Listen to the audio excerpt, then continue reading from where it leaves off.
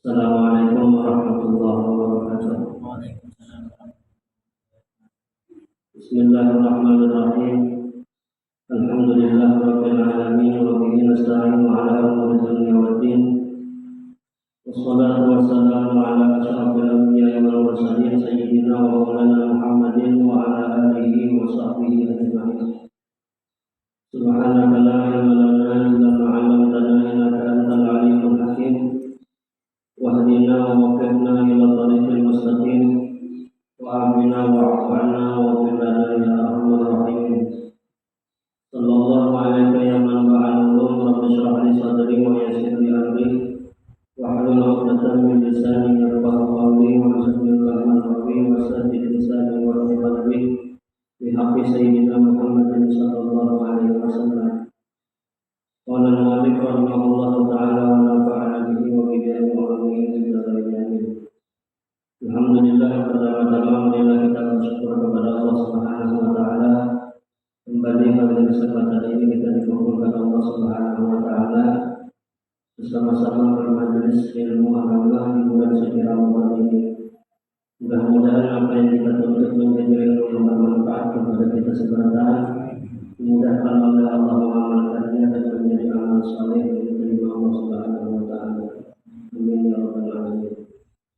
Kita hari ini materinya tentang masalah fikih Ramadan. Nah, kemudian ada pun rukun puasa. Yang pertama adalah niat, dan yang kedua menahan daripada segala yang membatalkan puasa sejak terbit fajar hingga terbenam matahari dengan niat yang tertentu.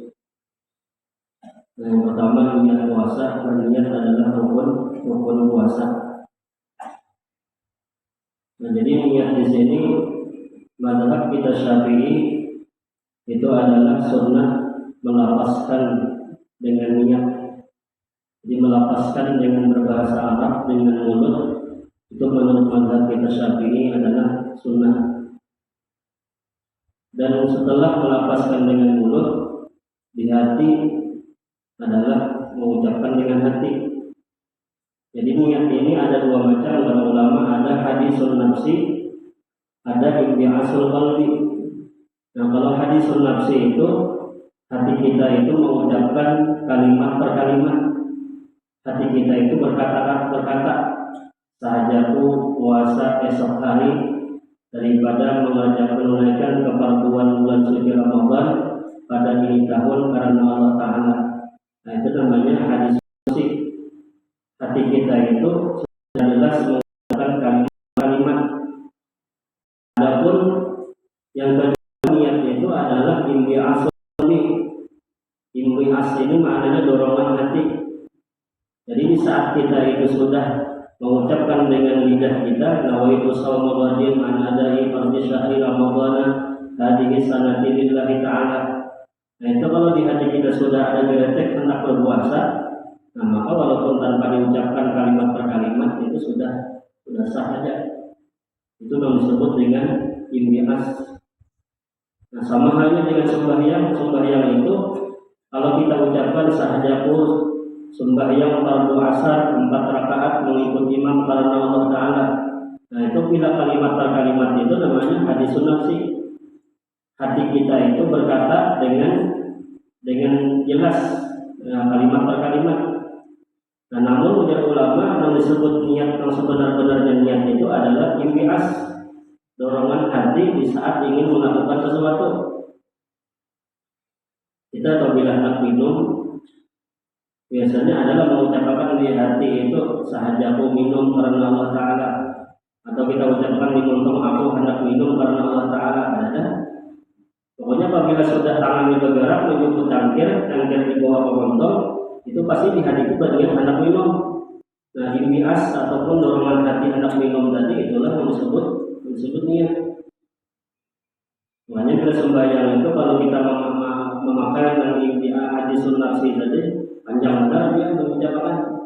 Apalagi kita sangat berdasarkan dalam lafaznya itu sahajaku sembahyang fardu asar 4 rakaat mengikuti imam menghadap kiblat tunai karena Allah Taala. Dan itu kan Allah Akbarnya panjang benar. Allah pakai bunyi pesawat mendamu. Ya, kalau panjang benar kan menentu makanan berdasarkan tadi kan itu hadis nafsi adanya. Nah, bagi orang yang sudah paham mengenai niat itu yang penting di hati ada geretek hati nasabahnya Allahu Akbar. Nah, sudah. Nah, di muntong yang kita ucapkan lapasnya tadi itu adalah memantapkan di hati. Kita tuh biasanya apabila mengucap di muntong dahulu itu biasanya lebih mantap. Aku hendak minum ya, ambil tangkir, pandang ke muntong itu lebih mantap biasanya kalau pandang di muntong dahulu. Nah, tapi di hati tak usah lagi, tak usah aja aku minum karena Allah Ta'ala itu tak usah. Karena apabila sudah tangan menjemput ke tangkir, nah anda ke muntong berarti sudah berniat di hati. Nah, jadi mazhab kita Syafi'i melapaskan dengan niat itu di sini adalah sunnah dan malah hukumnya afdal, lebih afdal. Karena orang yang melapaskan dengan niat di muntong, kemudian di hatinya juga berniat untuk melakukan satu ibadah, itu berarti dia menggabung dua ibadah zahir, di sini ibadah zahir dengan ibadah batin. Ibadah zahir melapaskan dengan mulut dan ibadah batin adalah berkehendak untuk melakukan sesuatu. Nah, jadi mazhab kita Syafi'i dengan mazhab Imam Abu Hanifah itu melapaskan niat itu sunat dan afdal. Nah, adapun mazhab Imam Malik mengatakan ada sunat. Jadi walaupun kada bisa disambat dalam bahasa Arabnya itu ada bapak yang penting di hati sudah ada berarti hendak melakukan sesuatu. Jadi jika ada sunat hukumnya melapaskan di muntong. Nah, tapi kada sunatnya ini bagi orang yang tidak punya was-was. Kalau punya was-was, itu di sini sunat hukumnya melapaskan dengan lidah, dengan mulut. Was-was itu penyakit yang biasanya itu ragu-ragu terus sembahyang untuk Allah Akbar, Astagfirullah. Sebelum pas lagi mana lihat di bawah pulang Allah Akbar. Nah, itu orang was-was itu penyebabnya diantaranya adalah bila masuk ke dalam misi itu kepala ada bertutup, itu ditiupkan ya, ditiup iblis di punggungan kita dan jadi timbul penyakit was-was. Belum pernah kata orang sembahyang was-wasnya luar biasa. Jadi sembahyang itu bila anak untung imam juga membaca surat sudah ada kawai, jangan angkat takbir Allah Akbar ada.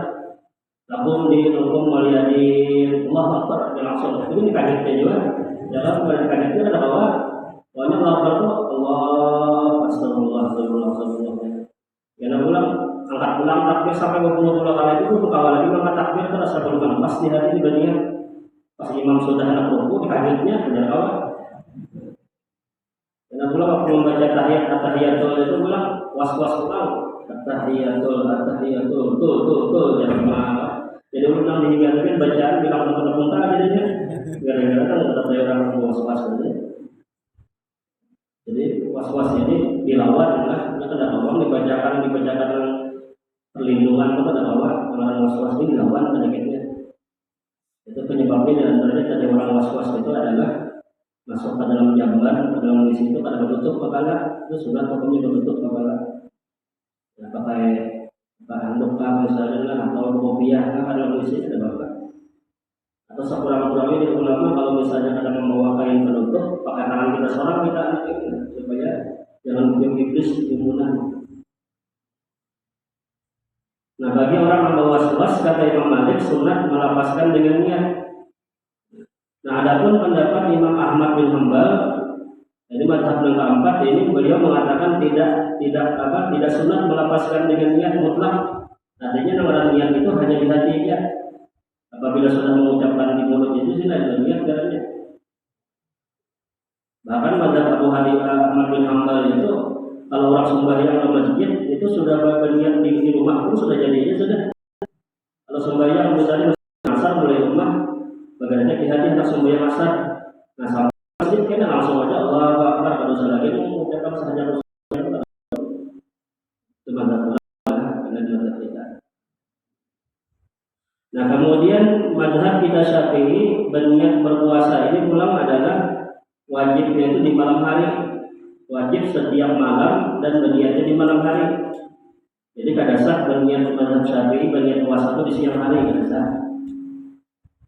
Nah, tapi biasanya kita apabila awal Ramadan, kelewatan maksudnya apabila awal Ramadan itu kita biasanya mengamalkan mazhab Imam Malik, bertaklid kepada Imam Malik. Yang mana Imam Malik itu beliau mengatakan niat puasa itu cukup satu kali di awal Ramadan. Karena kata beliau mengenal ibadah puasa sebulan penuh ini satu paket saja. Nah, dikatakan beliau seperti satu paket dan menjadi satu kesatuan. Jadi kalau berniat itu di awal pertama malam Ramadan, saja aku berniat puasa daripada menunaikan keperluan bulan Ramadan pada ini tahun sebulanan. Nah, kalau Allah Taala nanti sah bagi Imam Malik. Nah, bagi kita mazhab Syafi'i apabila hendak mengumpati mazhab Malik itu boleh, tapi bertaklid dulu. Jadi sebelum mengucapkan lapas sebulanan tadi kita ucapkan dulu sahajaku bertaklid atau sahajaku mengikut mazhab Malik dan membolehkan berniat puasa sebulanan. Nah, setelah itu baru kita menyatakan sahajaku puasa esok hari menunaikan keperluan bulan suci Ramadan ini tahun sebulanan untuk Allah Taala. Nah, itu hikmahnya kenapa berniat sebulanan itu, karena apabila kita ada berniat sebulanan, kalau ada ingatan bahwa berniat malam hari kada sah puasa kita. Jadi kita bertaklid kepada Imam Malik mengumpati yang berniat sebulanan tadi jaga-jaga aja, jaga-jaga kalau bina kada ingat berniat malam-malam berikutnya. Nah, maka boleh kita mengumpati mazhab Imam Malik. Dan bila sudah berniat sebulanan itu dan ulama, maka bila ingin ada tuntun berpuasa meninggal di tengah-tengah Ramadan umpama itu pahala puasa sebulan itu sudah dapat karena dia sudah berniat sebulannya. Nah, jadi selain jaga-jaga kalau bila ada ingatan berniat malam-malam berikutnya, juga jaga-jaga kalau bila mati. Jadi jaga-jaga kalau bila mati itu kan ya. Nah, makanya kita berniat sebulanan tadi supaya pahala sebulan sempurna didapatkan kita. Nah, adapun mazhab Syafi'i tadi setiap malam. Jadi kalau kita mengamalkan yang sebulan tadi, malam esoknya pula malam kedua berniat pula, malam ketiga berniat pula. Jadi sebulanan itu cuma jaga-jaga aja. Nah, kemudian bila umpama ada ingatan pun malam sebulanan ada ingat berniat juga, kemudian berniat setiap malam ada ingat juga sampai siang sudah ada ingatan belum berniat. Gara-garanya misalnya ada ingat berniat ini ada umat tarawih. Ya, dari tarawih ini siapa berniat ini agak dengan aku pas tarawih apabila imam sudah memimpin akan berniat, menjadikan berniat pas malamnya ada tarawih sekali pas besokan baru belum berniat malam tadi. Berniat sebulanan di awal Ramadan tidak ada juga, malam tadi dengan berniat juga. Nah, kayak apa caranya? Ada cara yang ketiga, kita bertaklid kepada Imam Abu Hanifah. Nah, Abu Hanifah ini beliau mengatakan boleh berpuasa wajib itu niatnya di siang hari. Ya, asalkan belum sampai zuhur. Kalau sudah zuhur itu kada sah kita puasanya. Jadi kalau masih bisukan, nah itu boleh berniat puasa wajib.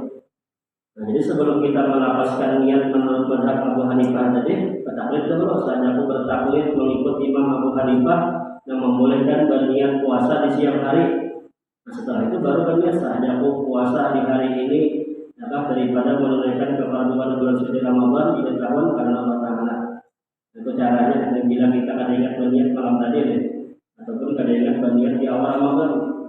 Nah, itu masih ada pendapat yang ketiga yaitu Imam Abu Hanifah. Nah, Nah, kemudian yang kedua, rukun puasa adalah menahan diri daripada hal-hal yang membatalkan puasa sejak terbit fajar sampai terbenam matahari. Jadi dari sejak masuknya waktu subuh sampai tenggelamnya matahari. Nah, adapun batas kita itu menahan lapar dan haus sebelum masuk waktu subuh itu dalam hadis dikatakan, pernah sahabat itu bertanya kepada Anas bin Malik, ujar sahabat, wahai Anas, kapan Rasulullah itu menahan makan dan minum sebelum adzan subuh? Ujar Anas bin Malik, Rasulullah itu biasanya menahan makan, menahan minum itu adalah kurang lebih 50 menit sebelum adzan subuh. Dan 50 menit itu ya kurang biasanya apabila sudah imsak itu kurang lebih 50 menit sampai adzan subuh. Jadi pas sudah kalau sudah berbunyi sirene yang sering berbunyi itu itu ada lagi kita makan minum. Karena Rasulullah pun beliau apabila sudah sampai kurang lebih 50 menit antara adzan subuh, beliau sudah berhenti daripada makan dan minum. Karena persiapan subuh lah supaya jangan kawuhan dari kita untuk makan langsung subuh ya. Ingat kita makannya sembahyangnya. Ya walaupun sebetulnya yang wajib kita menahan makan minum itu mulai terdengar adzan subuh lah. Adzan subuh itu batas di awalnya kita itu makan minum kada boleh lagi.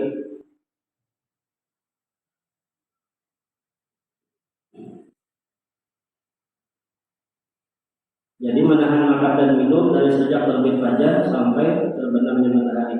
Dan itu adalah rukun puasa.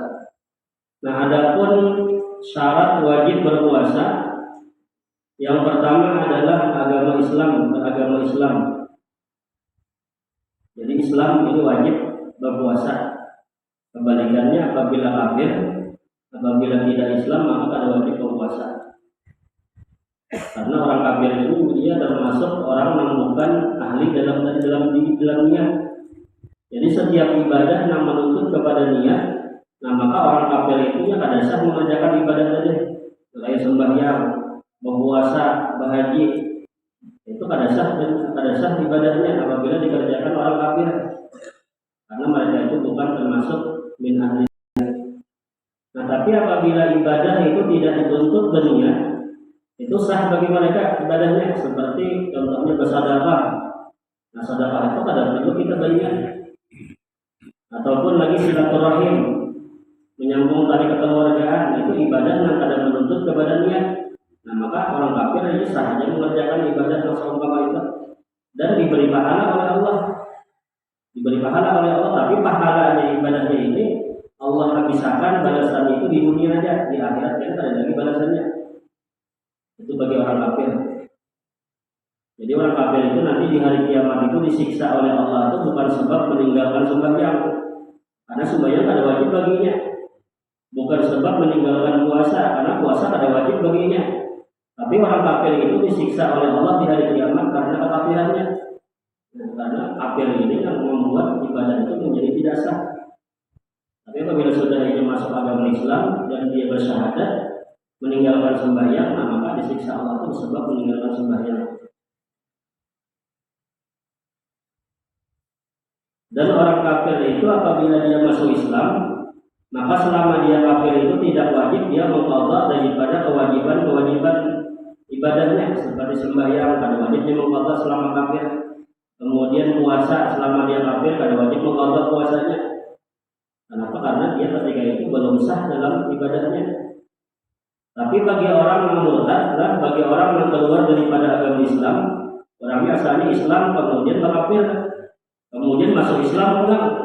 Nah, selama dia murtad itu wajib mengqadha semua kewajiban ibadahnya. Sembahyang itu wajib diqadhanya, puasa wajib diqadhanya. Nah, ini kata ulama karena hukuman bagi orang murtad itu karena lama kafir dan sudah Islam diubah kafir pulang. Jadi kalian ini kan kalau yang murtad setahun kan berarti sembahyang itu kalian ini 350 305 sehari. Nah, puasanya pulang sebulanan diqadha. Itu apabila murtad. Nah, kemudian yang kedua syarat wajib puasa adalah mukallaf. Syarat wajib puasa adalah mukallaf. Mukallaf ini balik berakal. Balik itu apabila sudah sampai umur 15 tahun ataupun belum sampai 15 tapi bagi laki-laki sudah pernah bermimpi ataupun sudah pernah keluar air mani ataupun sudah pernah melakukan hubungan intim ataupun sudah melakukan ikatan akad nikah. Apabila sudah ia mobil nikah walaupun berhubungan badan walaupun belum pernah keluar dari mani itu sudah dianggap balik. Dan bagi perempuan batasan umur balik itu 15. Apabila belum sampai 15 tapi dia pernah haid, dia pernah keluar dari mani, dia pernah berhubungan badan, dia melakukan akad nikah, maka itu batasan balik bagi perempuan. Nah, kemudian berakal. Nah, berakal ini apabila ada berakal, maka pada wajib berpuasa. Kalau gila, maka pada wajib berpuasa. Jadi hendak ada puasa, ayo aja asalkan syaratnya gila ada Allah ya kan. Hendak ada berpuasa, ayo aja silakan, tapi syaratnya harus gila karena orang berpuasa ini orang-orang berakal aja. Kemudian yang ketiga adalah puasa pada syarat. Nah, puasa di sini ada puasa secara hissi, ada puasa secara ma'nawi. Nah, puasa hissi ini maksudnya puasa secara lahir. Artinya orangnya sanggup berpuasa, bukan orangnya ada sakit. Kemudian orangnya pulang bukan orang tuhan benar. Nah, ini berarti kebalikannya itu berarti puasa secara fisik. Orangnya sehat, orangnya ada sakit, ataupun orangnya itu bukan di dalam perjalanan. Dan kemudian ada yang namanya tidak puasa secara syar'i. Orang ini sehat saja, orangnya sehat, orang yang ada garing, cuman bagi perempuan itu dia sedang haid ataupun nifas. Nah, berarti sedang haid dan nifas itu namanya tidak puasa secara syar'i. Karena memang dia dilarang untuk berpuasa di saat haid dan nifas. Kemudian yang keempat adalah syarat sah. Nah, ini syarat wajib bergabung syarat sah. Nah, syarat sahnya puasa adalah suci daripada haid dan nifas.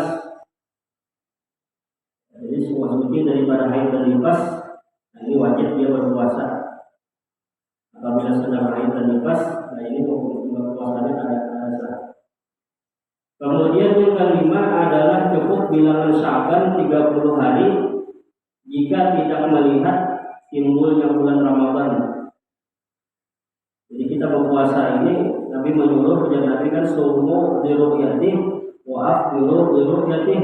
Berpuasalah karena melihat bulan dan berbukalah karena melihat bulan. Jadi apabila kita melihat sudah hilal naik daripada batas yang disepakati batas timbul hilal, maka wajib kita berpuasa sehari. Nah, tapi apabila hilalnya ada kelihatan, bulannya ada kelihatan, maka ujian Nabi Muhammad sempurnakanlah Sya'ban 30. Nah, biasanya orang mengenal bulan itu kan di hari ke-29, jadi 29 Sya'ban. Apabila hilalnya kelihatan berarti esok hari itu puasa. Apabila hilalnya naik cuma ada sampai batas derajatnya adalah, maka esok berarti masih 30 Sya'ban.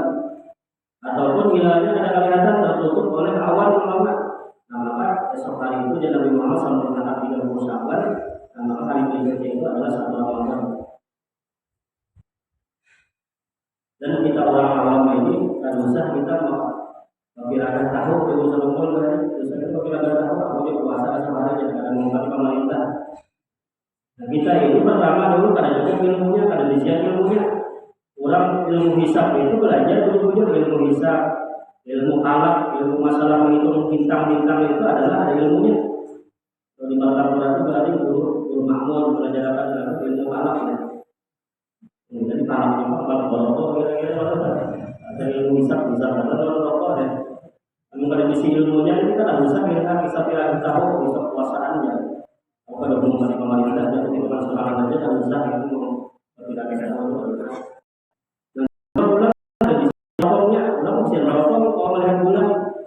Jadi kita di Indonesia ini menentukan Ramadan lebih dengan ilmu hisab dan yang kedua dengan ru'yah ru'yatul hilal. Namun pakai mata telanjang itu tidak apa melihat hilal halus itu pakai rokok untuk yang ada di sini. Harusnya seperti apa? Anak berpuasa pada 20 betul. Jadi menjadi pemerintah puasaan esok, puasaan kita menjadi pemerintah penuman harus puasa dulu. puasa di hari yang ragu-ragu itu hukumnya haram. Hari itu 9 umpamanya esok ini puasa Ramadan kah atau masih 30 Sya'ban kan? Karena bulan kadang kelihatan berpuasa di esok hari, nah itu hukumnya haram. Itu namanya puasa di hari Syak. Puasa yang diragukan 30 Sya'ban kan masih atas satu Ramadan ya. Makanya tapi apabila ada kelihatan sempurnakanlah Sya'ban 30 hari. Nah kemudian adapun yang membatalkan akan puasa, yang pertama adalah masuknya benda dunia ke dalam rongga daripada lubang yang terbuka. Jadi masuknya benda ke dalam rongga ini artinya lubang. Kalau di itu rongga itu sebetulnya adalah di paut kita ada rongga. Nah masuknya benda itu melewat lubang-lubang yang terbuka. Nah seperti mulut itu lubang terbuka, kemudian hidung dan kemudian telinga itu adalah lubang terbuka. Jadi apabila masuk ke dalam 3 lubang itu, nah maka itu adalah hukumnya batal puasa. Umpama saat kita berpuasa, menghirup baju saat bungkuk istinsyak itu adalah masuk dalam hidung jadi sampai ke rongga jadi, nah itu batal. Ataupun bertetes talingan di siang hari Ramadan, bertetes talingan pakai obat, itu hukumnya batal itu puasanya. Nah kalau pakai ketombat itu kan hati-hati juga bukannya. Ada yang mengatakan hukumnya makruh aja, ada yang mengatakan batal juga apabila mengikuti lubang talingan ya. Karena lubang talingan itu termasuk rongga tadi. Dan boleh bertetes talingan itu yang ulama dengan syarat bahwasanya di saat itu dia memang penyakit itu pada kalau ditahan-tahan lagi. Misalnya penyakit telinga bangkak palingan ya. Apabila ada deteksi pakai obat itu ada sembuh. Nah itu boleh kita bertetes talingan.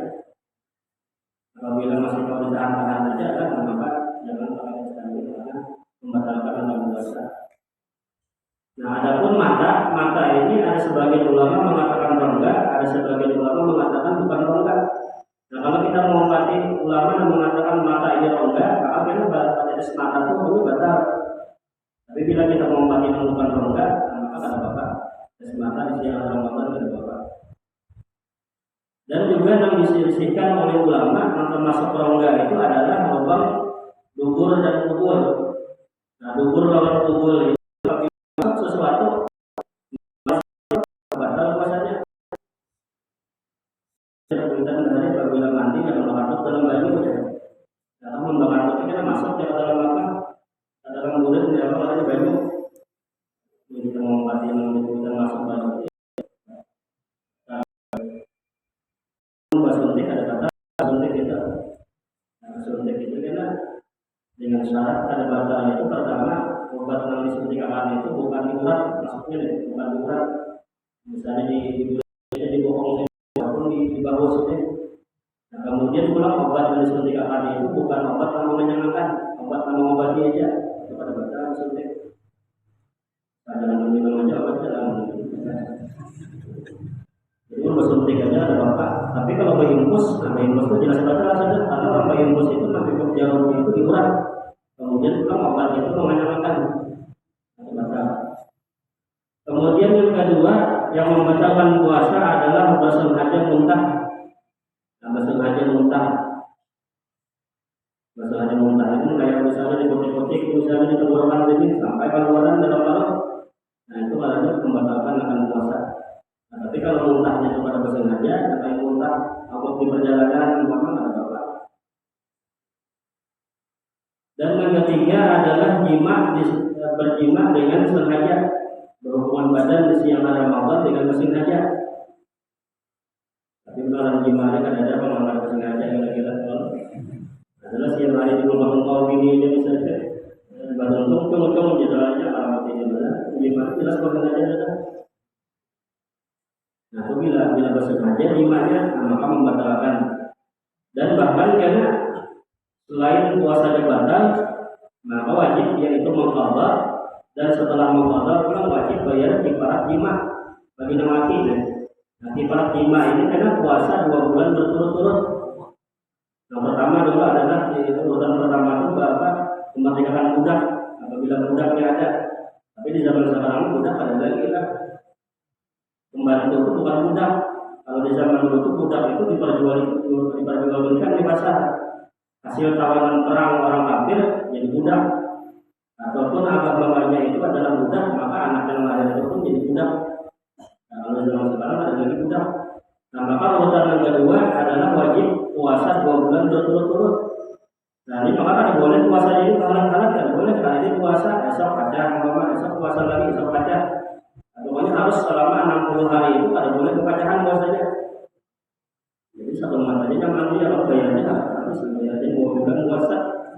Kalau sudah misalnya 29 hari puasa terakhir puasa dia ada soalnya pacar dia hari tanggal 60. Aku boleh pulang hari pertama. Puasa itu kalau nggak hari. Tapi ada caranya supaya jangan bayar ibarat. Ini menentang hidup Allah. Supaya pacarannya kalau pacar dulu, maka lagi bini dulu puasanya kalau nggak pacaran dulu itu hanya 5. Pada orang yang ibarat kita itu wajib membawa aja. Cuman kita dosa itu gak ada lagi. Jadi Nabi Muhammad mengatakan apabila orang membatalkan puasanya tanpa uzur itu setahunan berpuasa kada tahu membayar dosa itu. Setahunan berpuasa membayar itu sehari yang kada uzur dari kepada puasa itu belum terbayar dosa-dosa. Ya walaupun kada dapat berpuasa 6 hari tapi dosanya luar biasa. Nah, misalnya ada awal pula puasa 2 bulan berturut-turut itu maka diganti dengan memberi makan 60 orang miskin. 60 orang miskin, orang fakir diberi makani 1 orang miskin 1 mut beras.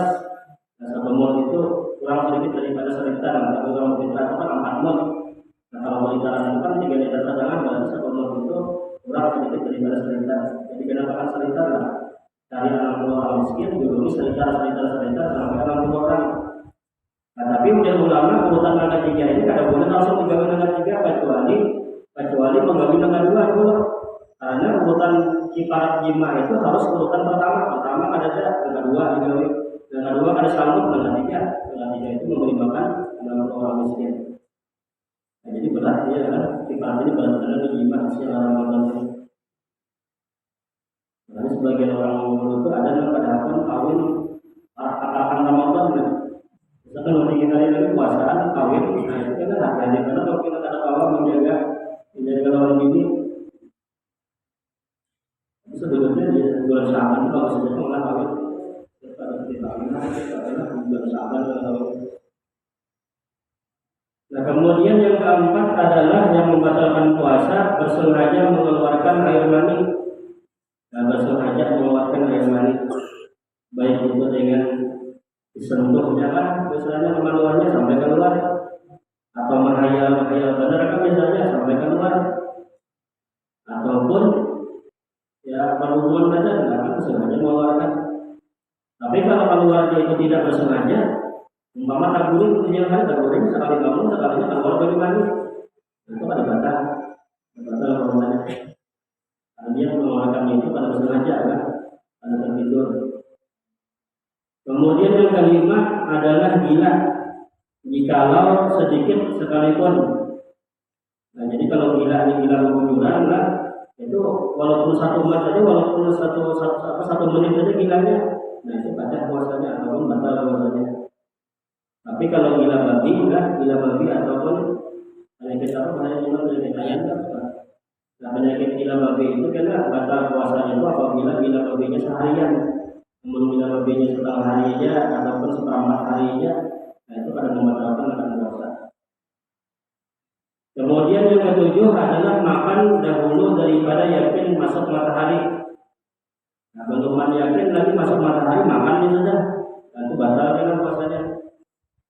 Dan zaman kita sekarang ini kan banyak daripada kita sudah alamat-alamat mengetahui masuknya waktu berbuka itu kan bisa orang di masjid, kita orang menggunakan apa radio umpama. Ataupun kita melihat matahari tenggelam matahari sudah sampai buka puasa, atau jam tangan ada, jam dinding ada, atau jam di HP ada, yang mana kita melihatnya dapat mengetahui waktu berbuka. Kemudian yang ke-8 adalah kedatangan haid dan nifas. Jadi bila datang haid dan nifas, nah sekalipun karena di akhir siang umpama semenit lagi umpama di buka puasa, bagi baginya datang haid, nah batal puasanya. Kemudian yang ke-9 adalah murtad. Murtad ini artinya keluar daripada agama Islam, baik itu sebab ucapannya kepada anak keluar Islam ataupun dengan perbuatannya misalnya meninggalkan syariat, meremehkan syariat, itu bisa murtad namanya. Makanya kita Irsyadul Ibad itu banyak penyebab-penyebab murtad itu, diantaranya kita membiarkan tulisan ayat Quran bahan tangan di lantai, itu punya murtad sudah. Jadi kalau ada ayat Quran yang melihat di lantai, kita biarkan kita angkat ke atas ke tempat yang tinggi, itu secara hukum agama perbuatannya itu membuat dia murtad. Kemudian yang ke-10 adalah beranak. Nah, bagi opinian beranak ini adalah membatalkan puasa. Nah, adapun pekerjaan yang tidak membatalkan puasa, pertama adalah memakan benda-benda surga. Jika amat wali, umpamanya ada wali datang untuk makanan turun daripada surga, dimakannya siang hari Ramadan, ini tidak batal karena dimakan itu bukan benda dunia. Yang kedua adalah memakan benda dunia tidak dengan bersengaja. Kalau bersengaja tadi membatalkan, nah kalau tidak bersengaja ini tidak membatalkan akan puasa. Kemudian yang ketiga adalah muntah yang tidak disengaja. Selain muntah di perjalanan mabuk memakan muntah, nah ini tidak batal. Kemudian yang keempat jima yang tidak disengaja, ada batal juga. Yang kelima adalah menelan air liur yang suci. Jadi menelan air liur kita jelas itu ada batal. Karena tapi selama liur kita ini jangan bercampur lawan yang lain. Tapi kalau baju liurnya itu bercampur lawan darah, tidak takut misalnya kerasan darahnya itu batal. Jadi itu ada batal bila air liur itu murni baju liurnya ada bercampur lawan yang lain. Kalau bercampur bekas nasi kan ini duit misalnya takutnya bukan nasi sama ini tadi batal. Jadi yang pertama syaratnya orang yang ada batal baju liurnya murni ada bercampur lawan yang lain. Nah kedua pulang baju liurnya itu selama masih dalam sini aja, dalam mulut saja. Tapi kalau sudah dikeluarkan dimasukkan pulang itu batal. Misalkan dilihat liur misalkan di sini titik-titik liurnya pulang misalnya kalau ada potong itu batal sudah. Dia masih dalam lontong aja tak batal. Nah kemudian yang keenam yang tidak membatalkan puasa adalah tertelan dahak. Dan dahak ini kan apabila bersengaja menelannya maka batal. Tapi kalau tertelan aja pada sengaja tidak takut dahaknya, nah itu pada batal. Nah tapi ujar ulama batas dahak yang batal ditelan itu adalah bila dahak itu sudah keluar kepada batas lahir tenggorokan ataupun sampai kepada makhraj huruf kha. Huruf kha itu kan di awal pertama tenggorokan itu huruf kha yang makhrajnya saja.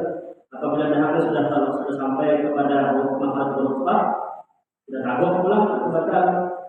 Tapi kalau dahak itu masih di bagian makhraj huruf kha tadinya apa aksal salah di ujung pangkal tenggorokan. Nah, kalau masih bagian dalam sini aja dahaknya kita takut pulang ke dalam ada apa? Tapi kalau sudah dahaknya sampai ke dalam lontong sini, kita basah pulang itu membatalkan. Karena dahaknya kan kalau masih dari bagian dalam sini kan itu kan masih dalam bagian mulut saja. Nah kemudian yang ke-9 adalah bercelak mata atau berminyak. Jadi pendapat yang mengatakan tadi mata itu bukan rongga. Jadi kalau bercelak mata atau bertetes mata itu pada membatalkan puasa. Yang ke-8 adalah tertelan lalat. Nah takut lalat di jalan kendaraan lama-lama motor soalnya takut lalat misalnya itu. Tapi ada pesengaja nah itu pada batal.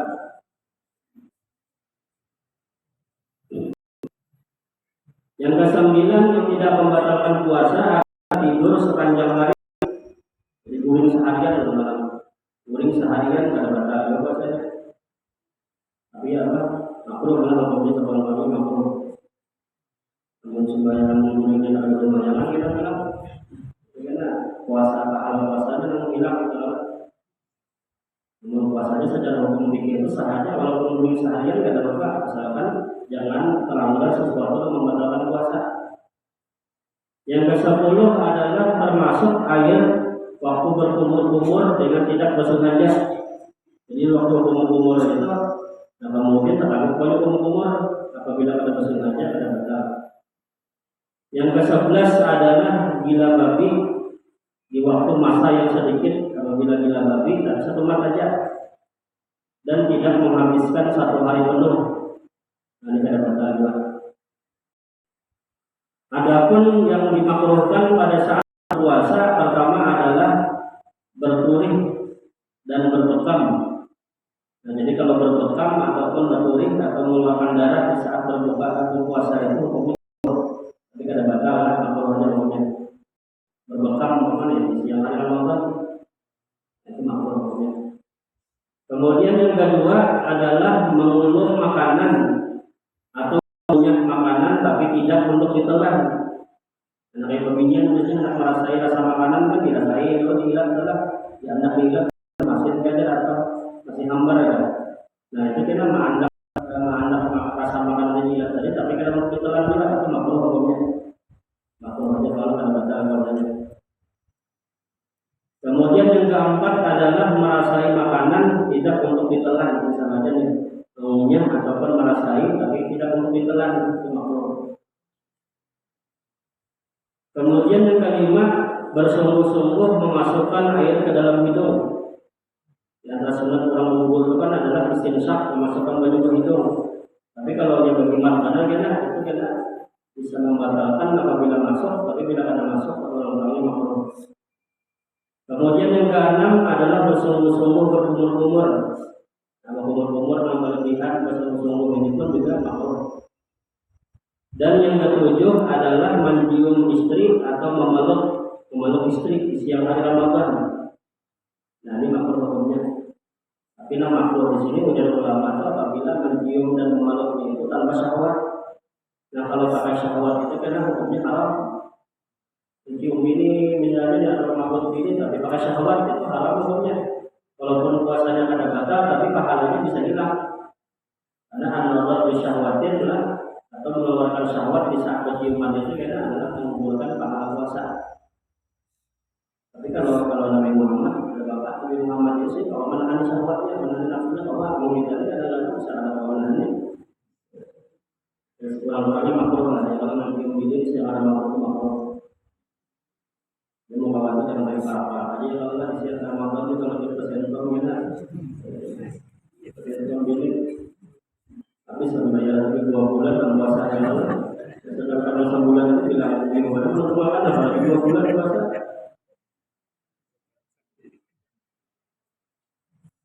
Nah, adapun sunat-sunat dalam berpuasa yang pertama adalah menyegerakan berbuka puasa bila sudah yakin masuknya matahari ataupun masuknya waktu maghrib. Jadi wajib sunat kemudian kita itu bersegera apabila sampai waktu berbuka. Kurang-kurangnya kita apabila kita berjalan, kan tengah jalan belum sampai rumah, tapi bisa membayar sehingga satu lah minum terlalu untuk minum. Dengan kita alasan pengalaman jauh berkeparahnya sudah. Nah, itu lambat-lambat tapi karena makruh hukumnya karena lawan dari sunat adalah makruh. Kemudian yang kedua disunatkan bahwa adalah berbuka itu dengan kurma masak sepanggal atau disebut dengan murtab. Nah, ini pertama kita berbuka itu sunatnya diawali dengan memakan murtab. Murtab ini kurma masih mengkal-mengkal. Benar ada juga haram dengan murtab itu adalah itu kalau di mana orang menjual 100 ribuan sekilonya, murtab itu masih mengkal-mengkal. Nah, bila murtab kadada atau kurma yang masih mengkal ini kadada, nah maka yang kedua adalah dengan tamar. Tamar ini kurma yang sudah kering adalah sudah berjamur. Atau jalannya pisang itu intinya sudah kita tempat di pasar-pasar itu ada tamar dasarnya. Tapi yang paling afdal itu adalah murtab. Dan sunat itu karena ganjil lah kalau dia makan 1 ataupun 3 atau 5. Nah, kemudian bila kurma kadada maka sunat diawali dengan sesuatu yang manis. Nah, sesuatu yang manis ini kurang dahulukan yang manis memang manis asli, bukan dimasak dengan api. Nah, seumpama apa? Anggur atau manis-manis dan ataupun madu atau memang asli manis dan bukan dimasak dengan api. Nah, bila ada jadwal, maka yang manis yang dimasak dengan api, kayak wadah ataupun kolak kamisannya atau manis-manis lah. Nah kemudian bila sesuatu yang manis kadada, nah maka nangka tiga adalah memulai berbuka itu dengan air zam-zam. Air zam-zam, nah, kalau air zam-zam kadada, nah maka bagi putih biasa. Dan Nabi Muhammad itu waktu berbuka itu kan nabis itu artinya rendaman kurma. Kurma itu waktu di antara sini 7 biji, rendamnya waktu berbuka, makannya itu kita di waktu sahur dimakannya. Jadi merendam itu pakai baju hangat, rendam 7 biji. Dan jadi pulang memakannya di waktu apa? Di waktu sahur. Nah di waktu sahur itu Nabi Muhammad itu merendam kurma dengan baju hangat, memakannya di waktu berbuka. Jadi bajunya dimakan, kemudian kurmanya pun dimakan juga. Nah tapi bilangan itu 7 lah, jadi begitu. Jadi dimakan kan lawan kurmanya. Itu yang paling disenangi oleh Rasulullah di saat berbuka bersahur. Kemudian juga adalah sunnah berdoa sesudah berbuka.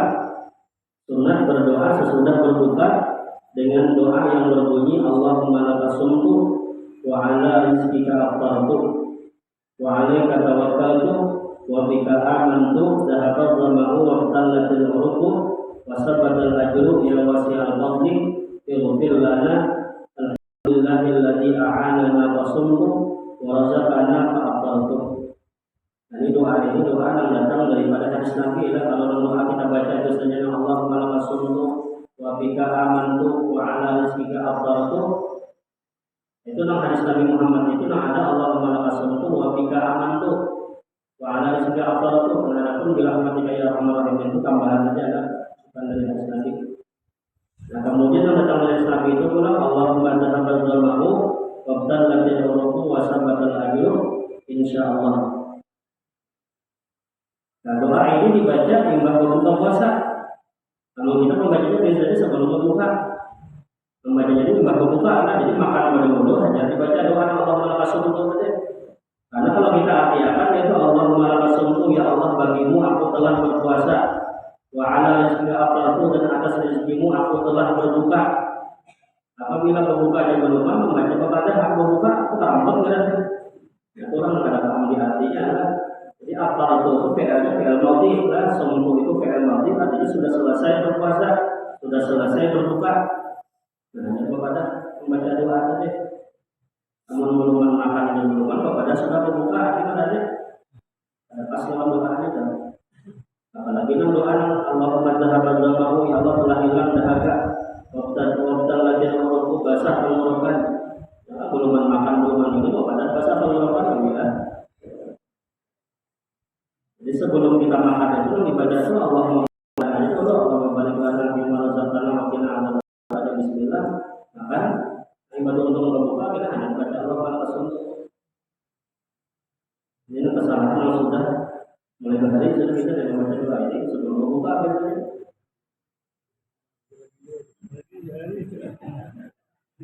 Tapi ada dua alasan itu kalau kita tetap baca dia bisa melakukan saat baca lagi saat ingat lagi.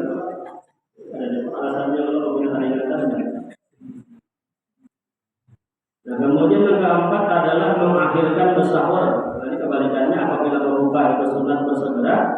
Nah apabila makan bersahur itu sunat melambatkan. Jadi sudah para adzan subuh, sudah sampai para misalnya imsak, makanya makanan. Jangan bersahur kita jam 3, jam 2 kita bersahur, kalau para kita siang. Itu di antara rahmat Allah, hikmah kenapa disyariatkannya menyegerakan berbuka, mengakhirkan bersahur ini. Allah Taala paham kalau kita ya Tuhan, jika apabila selesai makan bahasa kita kelaparan siangnya, lambat-lambatnya bersahur dan berbuka itu kan kenapa Allah menyuruh segera? Karena Allah paham ya Tuhan kan lapar itu pasti makan, itu lambat-lambat itu kan Allah sahur. Nah, sahur itu sebetulnya kalimat pelepas itu suhur kan. Ya kalau sahur itu artinya sesuatu yang dimakan di waktu berbuka, itu artinya kalau wudhu kan, kalau wudhu itu kan gawian wudhunya, kalau wadu itu baju wudhu, baju yang digunakan untuk berwudhu. Tapi yang kita ucapkan biasanya apa? Sahur itu makanannya. Kalau membawa orang untuk bersahur itu sebetulnya wudhu suhur. Nah suhur itu sebetulnya kan. kalimatnya kalau tapi terus ini udah sahur tuh apa sahur aja. Sahur tuh sebetulnya makanannya lebih banyak ada di dunia makan deh. Ya, kalau orang bersahur pakai nasi bungkus itu bahannya. Kalau membagi makanan itu tujuannya bahasa Arab itu sahur. Kayak wudhu kan bagian wudhunya nanti wudhu sama dengan sahur makanan dan nah, kemudian yang kelima adalah menahan lidah daripada berkata-kata yang sia-sia. Dan kemudian yang keenam banyak bersedekah dan yang ketujuh berbimbang dengan membaca ilmu yang bermanfaat dan membaca Quran, berzikir dan bersalawat. Dan yang kedelapan adalah sunat dalam puasa adalah beriktikaf. Terutama ketika ini ada 10 hari yang terakhir di bulan suci Ramadan. Insyaallah pertemuan berikutnya itu nanti kita masuk kepada puasa khusus. Yang puasa ini kan 3 macam, ada puasa umum dan dijelaskan itu puasa umum, puasa orang awam, sekadar menahan makan dan minum, menahan daripada jima, menahan daripada muntah. Sah secara hukum apa puasa orang umum, tapi karena puasa orang khusus itu selain makan minum dijaga, juga anggota tubuh dijaga. Nah kemudian yang ketiga ada puasa karena orang yang khusus selain menahan makan dan minum, menahan anggota badan dan juga menahan hati, jangan sampai lupa kepada Allah Subhanahu wa taala. Allahumma shalli ala